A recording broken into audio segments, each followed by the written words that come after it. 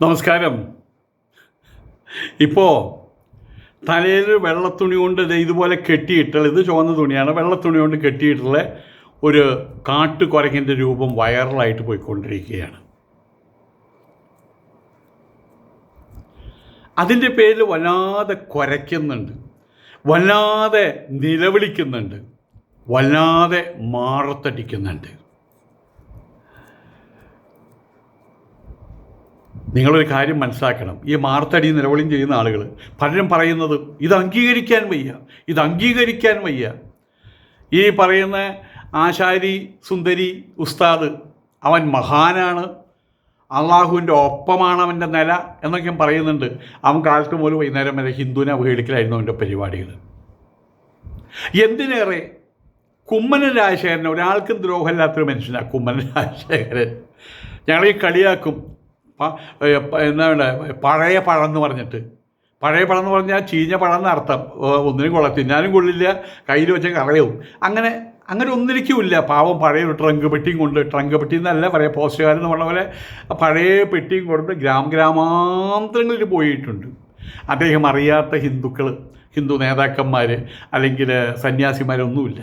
അദ്ദേഹം ഒരുപാട് കാര്യങ്ങൾ ചെയ്തിട്ടുള്ളവനാണ്, അടിത്തറ പാകിയിട്ടുള്ളവനാണ്. പക്ഷെ അതിനകത്ത് ഒരു ചാരുതയുണ്ടായിരുന്നു, ഒരു ലാളിത്യമുണ്ടായിരുന്നു. ആ കുമ്മനം രാജശേഖരൻ അവരുകളെ നിങ്ങൾ കുരങ്ങൻ്റെ ചിത്രം പോലെ കാണിച്ച് അവഹേളിച്ചിട്ടില്ലേ? അന്ന് ഈ മദ്രസ പൊട്ടന്മാർ, മദ്രസ ക്ലാപ്പന്മാർ, ഈ മദ്രസ പേപ്പട്ടികൾ ആ ചിത്രം അവർ അങ്ങോട്ടും ഇങ്ങോട്ടും ഷെയർ ചെയ്യരുത്. എന്തൊരു ഷെയറിങ്ങാണ് നടത്തിയത്, ഷെയർ. അത് കണ്ട് അവർ ചിരിക്കുകയല്ലേ ചെയ്തിരുന്നത്. ഇന്നിപ്പോൾ നിങ്ങൾക്ക് തലയിൽ കെട്ടുള്ളൊരു കുരങ്ങൻ്റെ ചിത്രം വന്നപ്പോൾ നിങ്ങൾ എന്തിനാണത് ഇന്നയാളുടെയെന്ന് പറയാൻ പോയത്? എന്നിട്ട് രസം എന്താണെന്ന് വെച്ചാൽ, ഈ ചെയ്യുന്നത് തെറ്റാണെന്ന് പറഞ്ഞാൽ ആ ചിത്രം ഇവർ പ്രചരിപ്പിച്ചുകൊണ്ടിരിക്കുക. ആ ചിത്രം എടുത്ത് വീണ്ടും കാണിച്ചുകൊണ്ടിരിക്കുകയാണ്. എന്നിട്ട് പറയുകയാണ് മറ്റേ ഈ ചെയ്തത് തെറ്റാണെന്ന്. ഇപ്പം ആയിരക്കണക്കിന് ഇത് യൂട്യൂബ് ഇൻസ്റ്റഗ്രാമിലൊക്കെ ഇത് ഷെയർ ചെയ്തുകൊണ്ടിരുന്നു. ആരാ നോക്കുക? ഒക്കെയും ഈ ഇസ്ലാമിക പൊട്ടന്മാരാണ്, ഒക്കെ മദ്രസ പൊട്ടന്മാരാണ് ചെയ്തുകൊണ്ടിരിക്കുന്നത്. ഇപ്പം കണ്ണടച്ചാലും ഈ മനസ്സിൽ ഈ രൂപമാണ് വരുന്നത്, ഈ കാട്ടുകുരങ്ങൻ്റെ രൂപമാണ് വരുന്നത്. ഇതുപോലെ തന്നെ നിങ്ങൾ ഒരിക്കൽ ഈ നമ്മളുടെ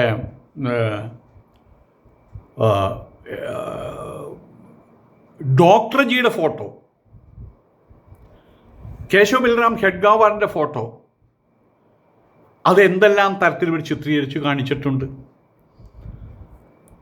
മഹാത്മാഗാന്ധിയുടെ ഫോട്ടോ വരെ, എല്ലും തോലുമായിട്ടുള്ള മഹാത്മാഗാന്ധി, അതൊക്കെയും കാണിച്ചിട്ടുണ്ട് ഇവർ.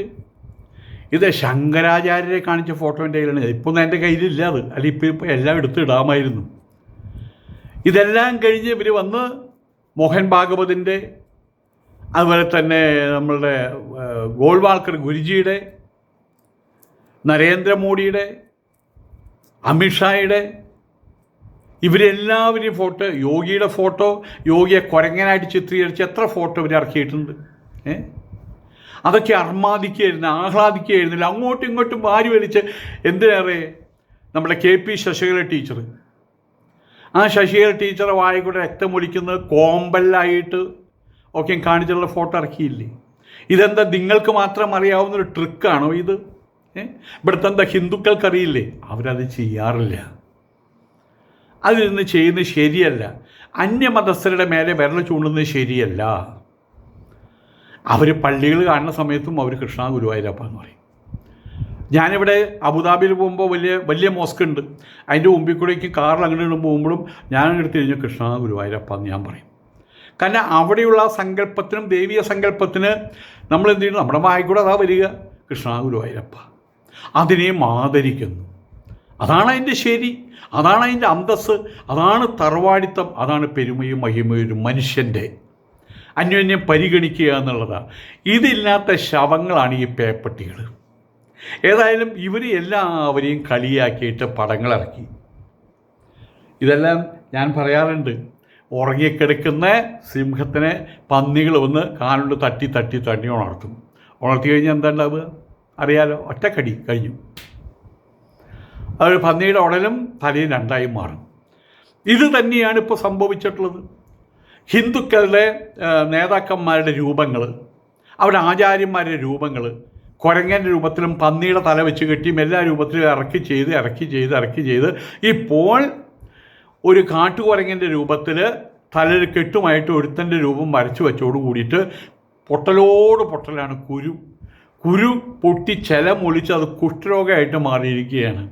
നോക്കുക, കാലം ഒന്നിനും കണക്ക് പറയാതെ മുന്നോട്ട് പോയിട്ടില്ല പിള്ളകളെ. ഇപ്പം അതാണ് സംഭവിച്ചത്. കാലം കാത്തു വെച്ച ശിക്ഷയാണത്, അല്ലെങ്കിൽ കാലം കാത്തു വെച്ചൊരു സമ്മാനമാണത്. ഈ ചിത്രം കണ്ട സമയത്ത് ചിത്രമായിക്കോട്ടെ, അതൊരു കുരങ്ങൻ്റെ ചിത്രമല്ല, അതിനിപ്പോൾ നമുക്കെന്ത് പോയി എന്ന് ചിന്തിക്കുന്നതിന് പകരം ഇവർ പറഞ്ഞു, അത് ആ ചിത്രം ഇന്നയാളുടെ തന്നെയാണ്, അയാളെ ഉദ്ദേശിച്ചിട്ട് തന്നെയാണ് എന്നും പറഞ്ഞിട്ട് എന്തുണ്ടായി, ഇവർ ഈ ചിത്രം അവരുടെ വാളിൽ മുഴുവൻ പ്രദർശിപ്പിക്കാൻ തുടങ്ങി. ഇവിടെയുള്ള ഹിന്ദു ക്രിസ്ത്യാനികൾ ഇരുന്ന് ചിരിക്കാൻ വയ്യേ എന്ന് പറഞ്ഞൊരവസ്ഥയിൽ ഇനിയിപ്പോൾ ഇതിൽ നിന്ന് വിടുതലുണ്ടോ? അപ്പോൾ ഇത്തരം കാര്യങ്ങൾ സത്യം പറഞ്ഞു കഴിഞ്ഞാൽ ഇവർ കൊടുത്തു വാങ്ങുകയല്ല ചെയ്യുന്നത്. ചുണ്ടങ്ങ കൊടുത്ത് വഴുതനങ്ങ വാങ്ങുന്നൊരു പരിപാടിയിൽ ഇവർ ചെയ്തുകൊണ്ടിരിക്കുന്നത്. ഇതുപോലെ തന്നെ ഇവർ തൊട്ടതിനും പിടിച്ചതിനും ഇവരെ പ്രധാന ഒരു പരിപാടിയുണ്ട്, തെറി പറയാവുന്നൊരു പരിപാടി. ഈ തെറി പറഞ്ഞ് ഒരു സുപ്രഭാതത്തിൽ മണ്ടൻ തെറിക്ക് മുണ്ടൻ തെറി ഒരു അലക്കി കഴിഞ്ഞാണല്ലോ, അപ്പോൾ ഇവരെ കരച്ചിൽ ആരംഭിക്കുന്ന അർത്ഥം. അതാണ് സംഭവിക്കുക. ഇതുപോലൊരു പോസ്റ്റ്, അതിൻ്റെ അടിയിൽ മുഴുവൻ ഇതിട്ടത് ബൈജു എന്ന് പറഞ്ഞ ഒരാളാണെന്ന് പറഞ്ഞാൽ അയാളുടെ അമ്മയ്ക്കും പെങ്ങൾക്കാണ് തെറിവിളി. അയാളുടെ ഭാര്യയ്ക്കെതിരെയാണ് തെറിവിളി. അയാൾക്കെതിരല്ല കേട്ടോ, അയാളുടെ അമ്മയ്ക്കും പെങ്ങൾക്കെതിരെ. ഇപ്പോൾ സത്യം പറഞ്ഞാൽ ഈ മുറിയണ്ടി പട്ടികൾ, ഈ മുറിയണ്ടി പേപ്പട്ടികൾ, ഈ മുറിയണ്ടി പരീക്ഷകൾ അവർ ഹിന്ദുക്കളെ, അവരെ ക്രിസ്ത്യാനികളെ ഒരു വലിയ കാലഘട്ടത്തോളം എത്രത്തോളം അവർ നിന്ദിച്ചിട്ടുണ്ട്, എന്തെല്ലാം വാക്കുകളെ കൊണ്ട് നിന്ദിച്ചിട്ടുണ്ട്, എത്ര ഫോട്ടോകൾ കാണിച്ച് അവർ നിന്ദിച്ചിട്ടുണ്ട്. അവരൊന്നും ആ കാലഘട്ടത്തിൽ ആരും മറുത്തു പറഞ്ഞിട്ടില്ല, അവർ പ്രതികരിച്ചിട്ടില്ല. ഓണം ആഘോഷിക്കരുതെന്ന് പറഞ്ഞ സമയത്ത് ഇവിടെയുള്ള RSകാരെ അടക്കമുള്ള ആളുകൾ റംസാൻ ആഘോഷിക്കരുതെന്ന് പറഞ്ഞിട്ടില്ല. അവരുടെ വലിയ പെരുന്നാളിനെയോ ചെറിയ പെരുന്നാളിനെയോ അപഹസിച്ചിട്ടില്ല. പക്ഷെ കഴിഞ്ഞ 3 വർഷമായിട്ട് ഈ പരീക്ഷകൾ ഓണം വരുമ്പോൾ അവർക്ക് തൂറാമുട്ടി, ഓണം വന്ന് വരുമ്പോൾ അവർക്ക് ഛർദ്ദിക്കാൻ മുട്ടി, ഓക്കാനിക്കാൻ വരുന്നൊരവസ്ഥയാണത്. അത് ഇന്നലെ നാളെ ഹിന്ദുക്കളായിട്ട് അവസാനിപ്പിക്കുന്നത് വിചാരിച്ചപ്പോഴേ ഹിന്ദുക്കൾ തയ്യാറെടുക്കും മുമ്പ് തന്നെ പെൺകുട്ടികളായിട്ട് അവസാനിപ്പിച്ചു. അവൻ ഛർദ്ദിച്ചത് വാരിയിട്ട് അവൻ്റെ തന്നെ വായിലിട്ട് കൊടുത്തിട്ടുണ്ട്. ഈ മുറിയണ്ടി പരീക്ഷകളുടെ പെൺകുട്ടികൾ, മൊഞ്ചത്തികൾ, മനോഹരികൾ, അറിയാവുന്നവർ, അറിവുള്ളവർ. അത് നടന്നുകൊണ്ടിരിക്കുകയാണ്. ഇന്ന് ഉത്രാടാണ്, നാളെ തിരുവോണത്തിന് ഇവിടെ എനിക്ക് തോന്നുന്നു ഇവിടെ മഴ പെയ്ത് കുറച്ചുകൂടി നന്നായി. കുട്ടികൾ അങ്ങനെ പുറത്തേ ഇറങ്ങില്ല, അല്ലെങ്കിൽ ഇവിടെ ഇവർ ശരിക്കും പറഞ്ഞ മഹായുദ്ധം നടത്തിയാലവർ ഓണാഘോഷമായിട്ട്. ഏതായാലും കാലങ്ങളായിട്ട് നിന്ദിച്ചുകൊണ്ടിരിക്കുകയാണ് ഇവന്മാർ ചെയ്യുന്നത്. അതിന് പ്രതികരിക്കാറില്ല ഹിന്ദുക്കൾ. അതവർക്കൊരു ഇളതരമായി മാറി എന്നർത്ഥം. ഏതായാലും ഇവറ്റകൾ കരുതിയത് അത് ഹിന്ദുക്കളുടെ ഭീരുത്വം കൊണ്ടാണെന്നാണ്. കാലം കണക്ക് ചോദിക്കുന്ന ഹിന്ദുക്കൾക്കറിയാം.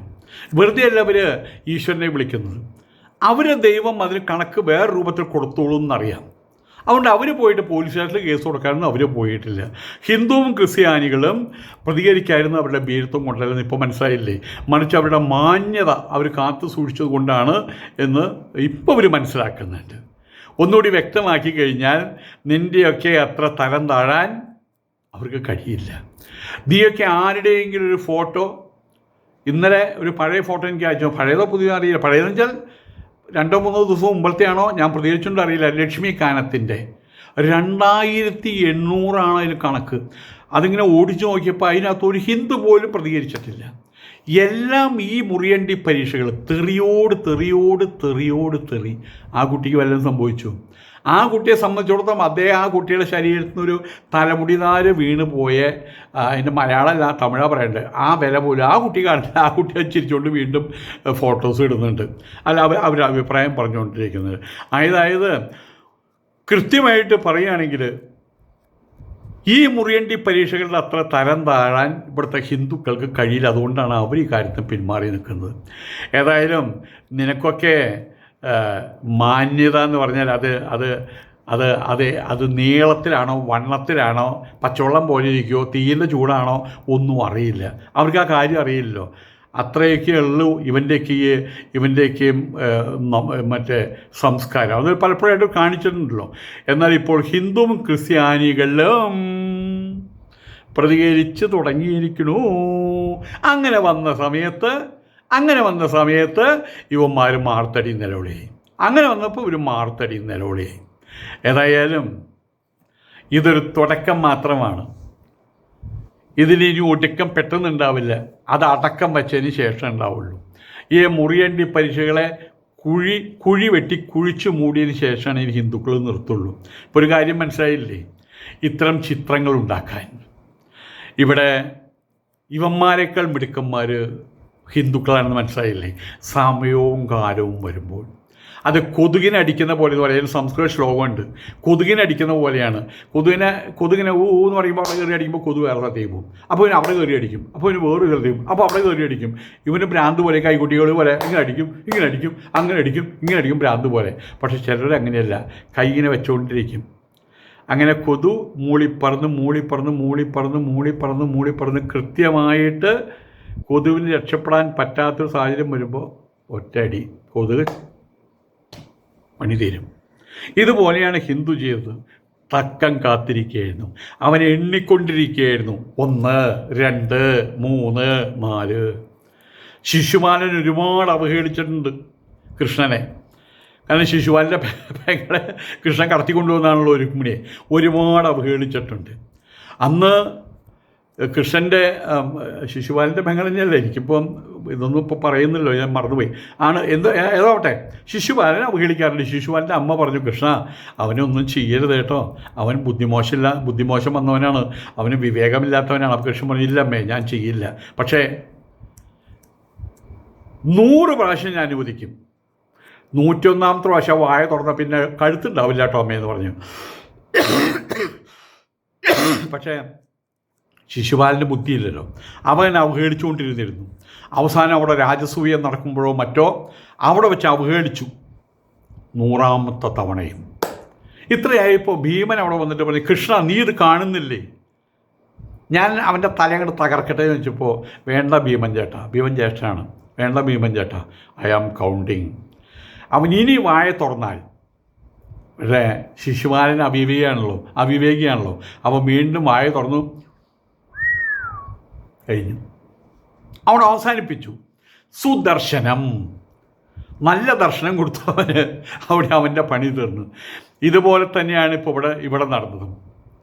സഹിക്കാവുന്നിടത്തോളം സഹിച്ചു. ഇപ്പോൾ ഹിന്ദുവും ക്രിസ്ത്യാനികളും നല്ല രീതിയിൽ പ്രതികരിക്കുന്നു.